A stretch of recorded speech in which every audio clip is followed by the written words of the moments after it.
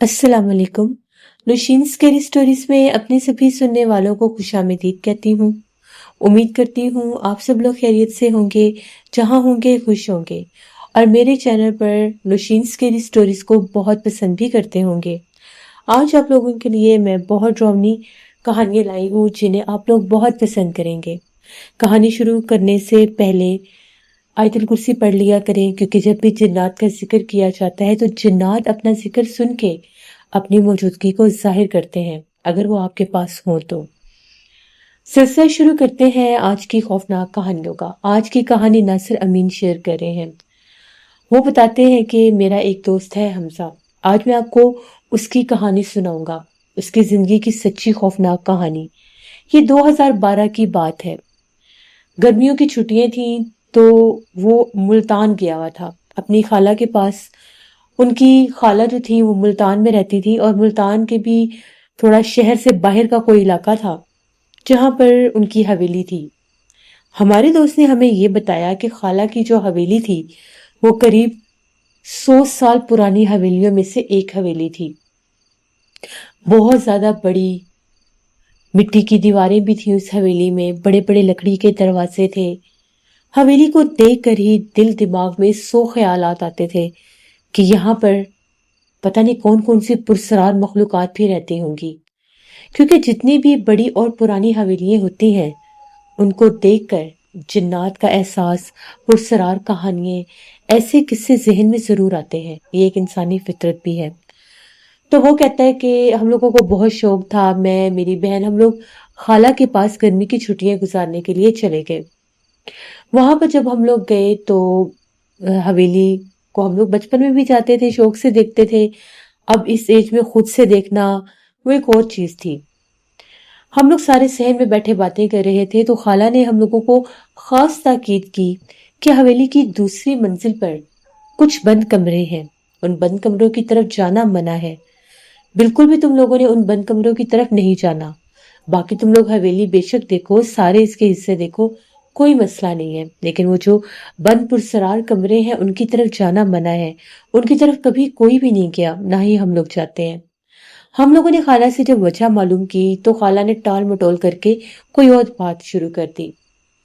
ہم لوگ سارے وہاں پر جیسے صحن میں ہی سوتے تھے۔ پہلے تو کچھ راتیں بہت اچھی گزری، بڑے سکون کی نیند آئی۔ ان کے حویلی کے صحن میں نیم کا ایک بہت بڑا درخت بھی لگا ہوا تھا۔ ٹھنڈی ہوا چلتی تو درخت ہلتا محسوس ہوتا۔ اسی طرح سے 2-3 دن بڑے اچھے گزرے۔ اس سے چوتھی رات جب تھی تو لائٹ بند ہوگی، آدھی رات کا ٹائم، اور ہوا بھی بالکل نہیں چل رہی تھی۔ کبھی کبھی گرمیوں میں ایسا بھی ہوتا ہے کہ ہوا اتنی بھی نہیں ہوتی کہ کوئی پتا بھی ہلے۔ تو مجھے ایک دم سے ایسا محسوس ہوا کہ جیسے گھبراہٹ ہو رہی ہے، گھٹن ہو رہی ہے۔ میں نے دیکھا تو سب سوئے ہوئے تھے، اندھیرا بھی تھا۔ میرا دل چاہ رہا تھا کہ میں کھلی ہوا میں جاؤں، کسی اونچی جگہ پر جاؤں۔ حویلی کے در و دیوار بہت اونچے ہوتے تھے۔ میں چپ چاپ اٹھا اور سیڑھیوں کی طرف جانے لگا۔ جو ہی میں سیڑھیاں چڑھتا ہوا اوپر گیا، میرے دل کی دھڑکن بہت تیز ہو رہی تھی، کیونکہ میں ان بند پرسرار کمروں کے پاس سے ہی گزرنے لگا تھا جن کے بارے میں خالہ نے بتایا تھا کہ یہ بند رہتے ہیں اور ان کی طرف کوئی نہیں جاتا۔ وجہ تو بتائی نہیں تھی۔ بہرحال جو ہی میں ان کے پاس سے گزرا، مجھے چوڑیوں کی چھن چھن سنائی دی۔ ایسے لگ رہا تھا کہ کوئی کانچ کی چیز ہے، وہ کھنک رہی ہے، بالکل ایسے جیسے لڑکیاں چوڑیاں پہنتی ہیں۔ میں نے چاروں طرف دیکھا۔ رات کا ٹائم تھا، بھلا کس نے چوڑیاں پہنی ہوں گی؟ میری بہن نور بھی سو رہی تھی، باقی سب بھی سو رہے تھے، تو چوڑیوں کی آواز تو میرے قریب سے آ رہی ہے۔ اب ایسا تو نہیں ہے کہ کوئی میرے پیچھے آیا ہے۔ پیچھے پلٹ کر دیکھا، پیچھے کوئی بھی نہیں تھا۔ ایک دم میرے دل میں خیال آیا کہ شاید کہیں ایسا نہ ہو کمرے بند ہیں، کوئی بلی اندر نہ رہ گئی ہو، وہ باہر نکلنے کی کوشش کر رہی ہو۔ بہرحال دل کو تسلی تو دی، لیکن وہ آواز ایسی تھی، کبھی میرے قریب ہوتی تو کبھی میرے سے دور جاتی، جیسے ہوا کے دوش پر اس آواز کو کوئی میرے کانوں کے پاس کرتا، اس کا احساس دلاتا، اور ساتھ ہی کوئی اسے دور کر دیتا۔ یہ احساس ہی بہت ڈراؤنا تھا۔ میں تھوڑا ڈر گیا۔ میں اکیلا تھا، اتنی بڑی سیڑھیاں عبور کر کے اوپر جا رہا تھا، اور وہی کمرے جن کے بارے میں خالہ نے منع کیا تھا، اسی کے آس پاس سے ہی چوڑیاں چنکنے کی آوازیں آ رہی تھی۔ میں فوراً سے نیچے آیا اور آ کر لیٹ گیا۔ صبح میں نے خالہ کو یہ بات بتائی، خالہ ڈانٹنے لگی اور کہا کہ منع کیا تھا اوپر نہیں جانا۔ تو میں نے کہا نہیں نہیں خالہ، میں اوپر گیا ہی نہیں، میں تو بس ویسے ادھر ادھر گھوم رہا تھا۔ اس رات گئی ان کی آنکھ کھل گئی، انہوں نے دیکھا میں نہیں تھا، لیکن اللہ کا شکر ہے تھوڑی دیر بعد میں آیا، انہیں پتہ ہی نہیں چلا۔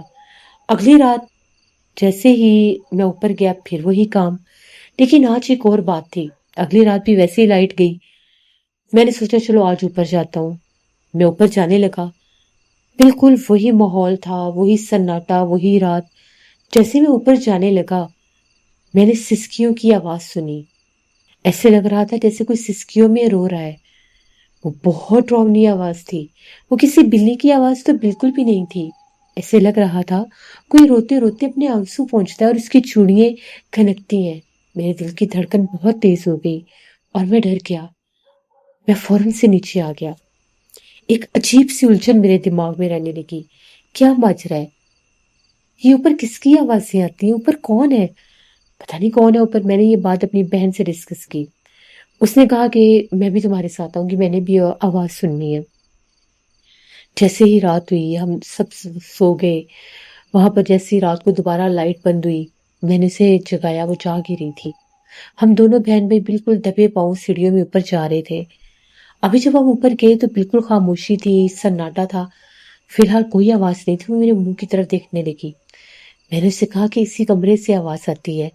تھوڑا سا ہم لوگ اوپر سیڑھیوں سے اس کمرے سے آگے جانے لگے تو وہی آواز آئی، ایسے لگ رہا تھا کوئی چھن چھن کر رہا ہے۔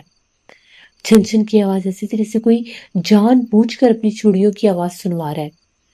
اور اتنا ہی نہیں، اس کے ساتھ وہ مدھم سی دبی دبی سی دھیمی دھیمی سی رونے کی آوازیں بھی آ رہی تھی۔ میری بہن نے کہا اس کمرے میں کوئی ہے، ہمیں دیکھنا چاہیے۔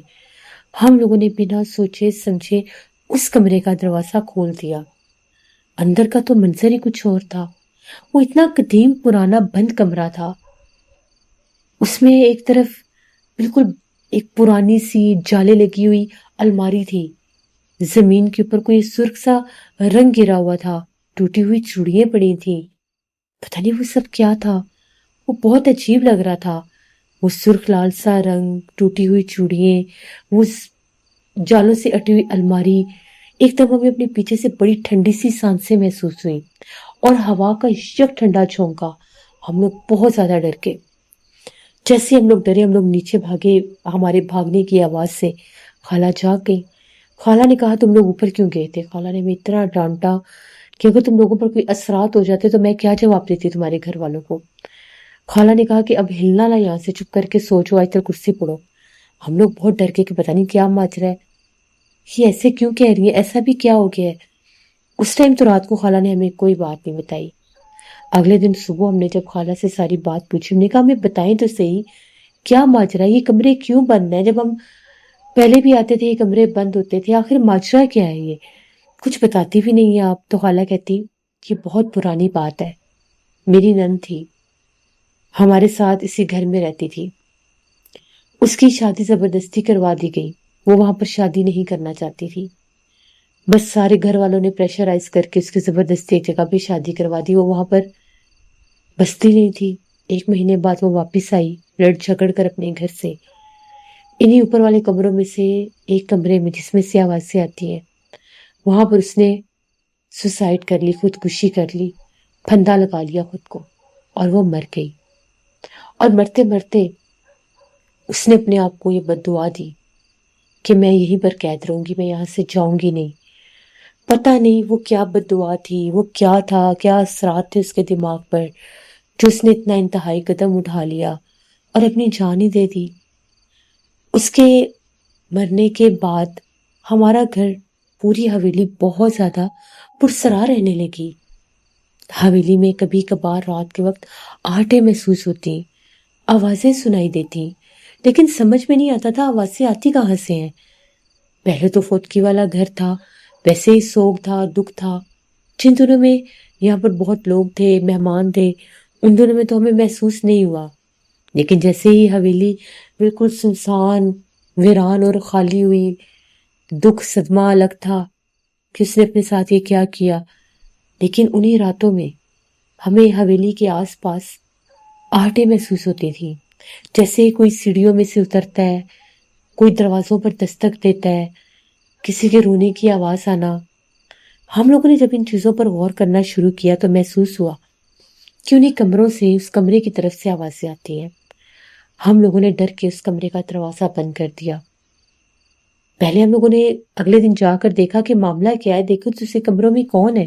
کمرہ بالکل، ساتھ والے کمرے تو خالی تھے، اس کمرے میں کچھ سرخ رنگ، عجیب سا رنگ تھا زمین پر بکھرا ہوا۔ پتہ نہیں سندور تھا، سندور ٹائپ کچھ تھا یا کیا تھا، ہمیں نہیں پتا، بس لال سا کوئی کلر تھا جو وہاں پر تھا۔ ٹوٹی ہوئی چوڑیاں تھیں، وہ ٹوٹی ہوئی الماری، اس نے الماری کو بھی توڑا تھا یا کیا تھا۔ سب کچھ بہت ڈراؤنا تھا۔ ہم نے کسی چیز کو ہاتھ نہیں لگایا، بند کر دیا۔ جب ہم نے کمرے کو بند کیا تو کچھ عرصے کے لیے چیزیں تھم گئی، آہٹیں محسوس ہونا، دروازوں پر دستک، کسی کا چلنا پھرنا، یہ بند ہو گیا۔ لیکن پھر جن تاریخوں میں اس نے خودکشی کی تھی، ان دنوں کے دوران جب بھی وہ دن آتے، جب بھی مہینے کی وہ تاریخیں آتی، اوپر والے کمروں سے رونے کی آوازیں شروع ہو جاتی۔ ایسا لگتا کہ کوئی اوپر رو رہا ہے، کوئی اوپر چل پھر رہا ہے۔ ایک رات جب آوازیں حد سے زیادہ بڑھ گئیں، میں باہر آئی تو میں نے دیکھا وہ سرخ لال جوڑے میں تھی، دلہن کے روپ میں۔ میں نے اسے خود دیکھا، میری تو جان ہی نکل گئی۔ میں اتنا شدید ڈری، میں بیمار ہو گئی، مجھے بخار آنے لگا۔ سارے گھر والوں کو میں نے یہ بات بتائی، ان کو یقین ہی نہیں آتا تھا، جبکہ آوازیں سب نے سنی تھی، سب نے محسوس کی تھی کہ کوئی تو گڑبڑ ہے۔ آوازیں ہیں، آہٹیں ہیں، رونے کی، چوڑیوں کی، چھن چھن کی، وہ بھی رات کے پچھلے پہر میں۔ کسی صاحب علم کو بلایا گیا، وہ جو صاحب علم تھے، جب انہوں نے وہاں پر پڑھائی کی، دیکھا، ان کا یہ کہنا تھا اثرات ہے یہاں پر۔ یہ کمرے پہلے ہی پرسرار تھے، آصف زدہ تھے۔ جب اس لڑکی نے خودکشی کی تو وہ جنات، وہ بھوت پریت، وہ مخلوقات اور زیادہ بڑھ گئیں، اثر میں آ گئیں، اس کا روپ لے کر سامنے آ کر ڈراتی ہیں۔ یہ وہی مخلوقات ہیں جو جان بوجھ کر اس طرف بلاتی ہیں کہ یہ لوگ اس طرف آئیں اور ان کو ہم نقصان دیں۔ اب جب بھی وہ تاریخ آتی ہے جس پر اس نے خودکشی کی تھی، حویلی میں عجیب و غریب ہلچل شروع ہو جاتی ہے۔ بند دروازوں کے پیچھے کوئی چلتا پھرتا ہے، آہٹیں محسوس ہوتی ہیں، رونے کی آوازیں آتی ہیں۔ وہ دلہن بنی کبھی سیڑھیوں میں چڑھ رہی ہوتی ہے، کبھی دور کھڑی ہوتی ہے۔ اسی لیے تم لوگوں کو منع کیا تھا اوپر نہ جانا۔ پھر ہم نے بھی خالہ کو کہا کہ ہم لوگ اسپیشل ان کمروں کو دیکھنے نہیں گئے تھے، میں تو پہلی رات صرف اس لیے گیا تھا کہ مجھے گرمی لگ رہی تھی، گھٹن بہت محسوس ہو رہی تھی۔ تو جب میں نے وہاں پر چھن چھن کی آواز سنی، میں بہت ڈر گیا، میں نیچے آ گیا۔ اگلے دن میں نے ساتھ رونے کی آوازیں بھی سنی۔ پھر تیسرے دن نور میرے ساتھ ہے، ہم نے دروازہ بھی کھولا تھا خالہ، اب ہمیں کچھ ہوگا تو نہیں، لیکن ڈر ہم بہت زیادہ گئے تھے۔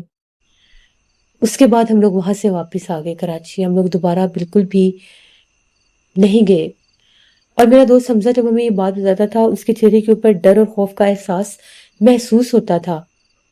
اور اتنا ہی نہیں، وہ جب بھی کبھی کسی ایسی جگہ پر جاتا ہے جو بند ہو تو وہ ڈر جاتا ہے۔ وہ کہتا ہے مجھے ابھی بھی چوڑیوں کی آوازیں سنائی دیتی ہیں، وہ خوف ابھی بھی میرے اندر سے نہیں جاتا، اتنے سال گزر جانے کے بعد بھی۔ تو یہ میرے دوست حمزہ کی کہانی تھی جو اس نے مجھے بتائی اور میں نے آپ کے ساتھ شیئر کی۔ بہت شکریہ ناصر امین آپ کا۔ آپ نے اپنی سٹی مینشن نہیں کی تو obviously آپ کراچی سے ہی ہوں گے جب آپ کے دوست کراچی سے ہیں۔ جیسے جب بھی ہمارے بڑے ہمیں کسی بات سے منع کرتے ہیں، اس میں ہماری ہی بھلائی چھپی ہوتی ہے۔ یہ الگ بات ہے کہ ہم لوگ ان چیزوں کو فوری طور پر سمجھ نہیں پاتے۔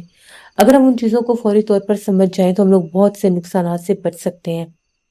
ہمیں ہمیشہ اپنے بڑوں کی باتیں سننی چاہیے، جو بھی اگر وہ ہمیں کسی جگہ پر جانے سے روک رہے ہیں تو اس کا مطلب ہے وہاں پر جائیں گے تو نقصان اٹھائیں گے۔ کبھی بھی ایسی آوازیں سن کر رونے کی یا چھن چھن کی، بند کمروں سے، بند جگہوں سے، رات کے پچھلے پہر میں اسپیشل، تو وہاں پر نہیں جانا چاہیے، کیونکہ ایسی آوازیں انہی مخلوقات کی ہوتی ہیں جو آپ کو اپنی طرف متوجہ کر رہی ہوتی ہیں۔ اپنی زندگی کو بہت زیادہ اہمیت دیں۔ زندگی پرسکون ہے تو تبھی زندگی ہے۔ جس انسان کے اوپر کوئی تکلیف آتی ہے، بالخصوص جنات سے ریلیٹڈ، وہ بہت مشکل ہو جاتی ہے۔ اس لیے اللہ سے رحم مانگنا چاہیے۔ یہ تھی نوشین اسکیری اسٹوریز کی نیو ایپیسوڈ۔ آئی ہوپ آپ لوگوں کو پسند آئی ہوگی۔ اپنا فیڈ بیک مجھے ضرور دیں۔ چینل کو وزٹ کرتے ہیں، اسٹوریز کو سنتے ہیں تو چینل کو ضرور سبسکرائب کیا کریں اور آگے اپنے فرینڈ اینڈ فیملی میں بھی شیئر کیا کریں کہ وہ لوگ بھی ایسی ہارر اسٹوریز کو انجوائے کر سکیں۔ آپ لوگ بھی اپنی ہارر اسٹوریز شیئر کر سکتے ہیں ڈسکرپشن باکس میں دیے گئے ای میل آئی ڈی nushinbek57@gmail.com پر۔ اس کے علاوہ آپ لوگ مجھے کمنٹ باکس میں بھی اسٹوری شیئر کر سکتے ہیں۔ انشاءاللہ پرسوں پھر ملاقات ہوگی کسی نئی خوفناک کہانی میں۔ اپنا بہت سا خیال رکھیے گا۔ Thank you for listening my stories. Stay tune. اللہ حافظ۔